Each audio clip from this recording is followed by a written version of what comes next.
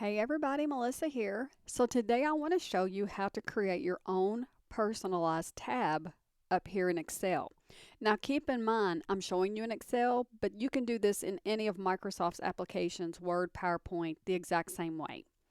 So what we want to do is we want to go over to File, Options, Customize your ribbon, and then we're going to create a tab over here.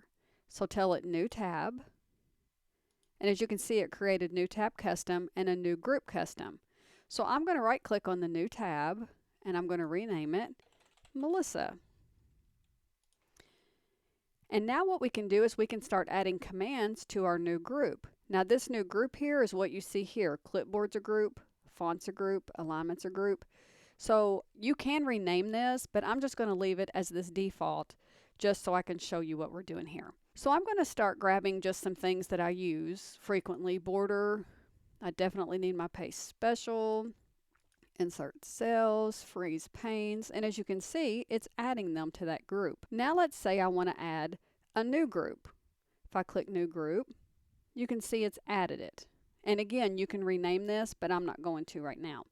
Now let's just say I want some commands that are not in the ribbon. You can go here and accept, reject changes, autosave.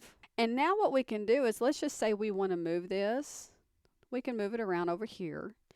And I tend to keep mine right after my home button. And I'm going to click OK and watch what happens up here. Ooh, there I am. So now if I click here, here's my first group I created, and here's my second group I created. So anything that's in that options, whether it be under commands not in the ribbon, popular commands, all commands can be added to your own personalized ribbon and any groups that you want them to be in. This will make your job a whole lot easier if you're not having to switch back and forth between all of these tabs to find what it is you use the most. If you found this video helpful, please give it a thumbs up. If you want to see more content like this in the future, please be sure to subscribe to my channel before you go. And if you have any ideas or suggestions for future content, please be sure to leave a comment. And I'll see you in the next tutorial. Until then, thanks so much for watching.